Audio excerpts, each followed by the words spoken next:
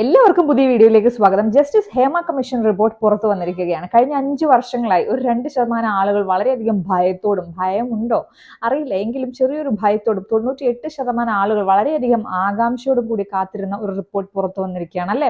സത്യം പറഞ്ഞാൽ കഴിഞ്ഞ 5 വർഷമായി ഇതിനെക്കുറിച്ച് ബോധ്യമുള്ളവരെല്ലാം അവരുടെയൊക്കെ മനസ്സിൽ ആരൊക്കെയാണോ കുറ്റാരോപിതരായി ചിന്തിച്ചു വെച്ചിരിക്കുന്നത് അവരൊക്കെ തന്നെയായിരിക്കും ആ റിപ്പോർട്ടിൽ പറയപ്പെടുന്നതും അല്ലെ. കുറച്ചുകൂടെ വ്യക്തമായി പറഞ്ഞാൽ നമ്മുടെയൊക്കെ ഉള്ളിലുള്ള ആളുകളൊക്കെ തന്നെയാണ് അതിലുള്ള കുറ്റാരോപിതരും. പക്ഷെ ഈ റിപ്പോർട്ട് പുറത്തു വന്നു, ഇതിവിടെ ഒരു ഫുൾ സ്റ്റോപ്പ് ആണ്. അതിനപ്പുറത്തേക്ക് എന്തെങ്കിലും നടപടികൾ ഉണ്ടാകും എന്ന് നിങ്ങൾക്ക് തോന്നുന്നുണ്ടോ? എനിക്ക് ഒരിക്കലും തോന്നില്ല. ഇതിവിടെ ഒരു ഫുൾ സ്റ്റോപ്പ് ആണ്. മുഖ്യധാര ചാനലുകളിലൂടെ വന്ന് ചർച്ചകൾ ചെയ്യുന്നതിനപ്പുറത്തേക്ക് ഇതിൽ എന്തെങ്കിലും നടപടികൾ ഉണ്ടാകുമോ? ഇതിൽ കുറ്റാരോപിതരായിരിക്കുന്ന, ആരോപിതരല്ല, കുറ്റം ചെയ്തിരിക്കുന്ന, ക്രിമിനൽ നടപടികൾ ചെയ്തിരിക്കുന്ന ആളുകൾക്കെതിരെ ശക്തമായ ശിക്ഷാ നടപടികൾ ഉണ്ടാകാൻ ചാൻസ് ഉണ്ടോ? എൻ്റെ ഒരു അഭിപ്രായത്തിൽ ഒരു ചാൻസും ഇല്ല. കാരണം എന്തെന്നറിയാമോ? കേരളം ഭരിക്കുന്ന മുഖ്യമന്ത്രിയേക്കാൾ ഹോൾഡും പവറുമാണ് സിനിമ ഇൻഡസ്ട്രി അടക്കി ഭരിക്കുന്ന മെഗാസ്റ്റാറിനും സൂപ്പർ സ്റ്റാറിനും. അത് ലേഡി സൂപ്പർ സ്റ്റാറിന് വരെ കേട്ടോ. ഒരു സ്ത്രീക്ക് സൗന്ദര്യവും കഴിവുമുണ്ട്, അവൾക്ക് സിനിമയിൽ അഭിനയിക്കണം, അവളുടെ പാഷൻ സിനിമയിൽ അഭിനയിക്കുക എന്നാണ്, അല്ലെങ്കിൽ അവളുടെ തൊഴിലിടം സിനിമ ഇൻഡസ്ട്രി ആണ് എന്ന് അവൾക്ക് പൂർണ്ണമായും ബോധ്യപ്പെട്ടിരിക്കെ അവൾക്ക് സിനിമയിലൊന്ന് മുഖം കാണിക്കണമെങ്കിൽ അവളുടെ ശരീരം മറ്റു പലരുടെയും മുന്നിൽ കൊണ്ടുപോയി കാഴ്ച വെച്ചു കൊടുത്താലേ ഏതെങ്കിലും ഒരു ചിത്രത്തിൽ ഒരു സൈഡ് റോളെങ്കിലും, അതായത് അവളുടെ മുഖം ഒന്ന് ഒരു സെക്കൻഡെങ്കിലും കാണിക്കാൻ പറ്റൂ എന്ന് പറഞ്ഞാൽ ഇത്രമാത്രം അധംപതിച്ച ഒരു ഇൻഡസ്ട്രി ആയിരുന്നോ ഫിലിം ഇൻഡസ്ട്രി എന്ന് നമ്മൾ ഞെട്ടലോട് കൂടി തന്നെയാണ് ഇതൊക്കെ കാണുന്നത് അല്ലെ. നമ്മളൊക്കെ ഓർമ്മ വെച്ച കാലം മുതൽ ഈ ഫിലിം ഇൻഡസ്ട്രിയെ കുറിച്ച് വളരെയധികം കേട്ടുകൊണ്ടിരിക്കുന്ന ഒരു ക്ലീഷേ ഡയലോഗ് എന്ന് പറഞ്ഞാൽ സ്ത്രീകൾക്ക് സുരക്ഷിതമായ മേഖലയല്ല സിനിമാ മേഖല അല്ലെ.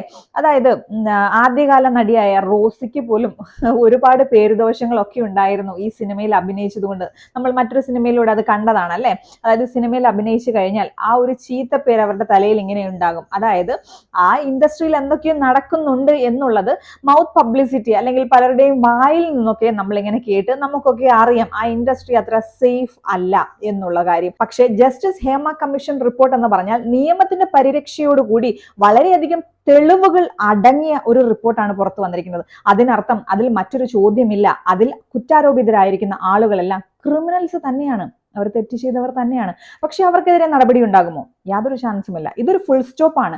ഫുൾ സ്റ്റോപ്പ് എന്നാണ് ഇടേണ്ടതെന്ന് ജനം തീരുമാനിച്ചാൽ മതി. അതായത് ഈ ചാനൽ ചർച്ചകൾ എത്ര ദിവസം നീണ്ടുപോകും എന്നുള്ളതിനെ ആശ്രയിച്ചിരിക്കും ഇതിന്റെ ഫുൾ സ്റ്റോപ്പ് എവിടെ ഇടണം എന്നുള്ളത്. ഇത്രമാത്രം ക്രിമിനലുകൾ അടക്കി വാഴുന്ന ഈ ഒരു ഫിലിം ഇൻഡസ്ട്രിയിലുള്ള മിക്ക ആളുകൾക്കും, അതായത് സൂപ്പർ സ്റ്റാർ മെഗാസ്റ്റാർ ഇമേജിലുള്ള ആളുകൾക്കൊക്കെ സത്യം പറഞ്ഞാൽ നമ്മുടെ കേരളം ഭരിക്കുന്ന മുഖ്യമന്ത്രിയെക്കാട്ടിലും ഇന്ത്യ ഭരിക്കുന്ന പ്രധാനമന്ത്രിയെക്കാട്ടിലും ഹോൾഡും പവറുമാണ് അല്ലെ.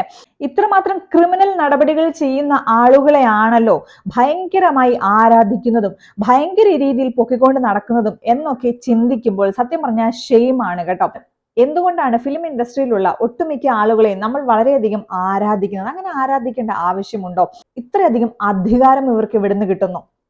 ജനങ്ങൾ തന്നെയാ കൊടുക്കുന്നത്. ഇവരൊക്കെ ഇങ്ങോട്ട് വരുമ്പോൾ ഈ ലോകത്തിലെ പരമോന്നത നിലയിലുള്ള ആര് വന്നാലും കൊടുക്കാത്തത്ര ബഹുമാനവും ഓളവും ഒക്കെയാണല്ലോ ഇവർക്ക് കൊടുക്കുന്നത്. ഇതൊക്കെ കാണുമ്പോൾ ഇവരുടെയൊക്കെ മനസ്സിൽ ഇവർ തന്നെ അങ്ങ് ചിന്തിക്കും ഇവര് ദൈവമാണ്, ഇവർക്ക് ആര് വേണമെങ്കിലും കൊല്ലാം, എടുക്കാം, കളയാം, പറത്താം എന്നോ. ജസ്റ്റിസ് ഹേമ കമ്മീഷൻ റിപ്പോർട്ട് വഴി നല്ല ഒരു നിയമ നടപടിയിലേക്ക് പോകുവാൻ വേണ്ടി ആഗ്രഹിക്കുകയാണ്. പോകുമോ എന്നറിയില്ല. ഇത് നിയമ നടപടിയിലേക്ക് പോയില്ല എങ്കിൽ ശിഷ്ടകാലം ഈ ഒരു കാര്യത്തിൽ യാതൊരു തരത്തിലുള്ള ചലനങ്ങളും ഉണ്ടാകാൻ പോകുന്നില്ല.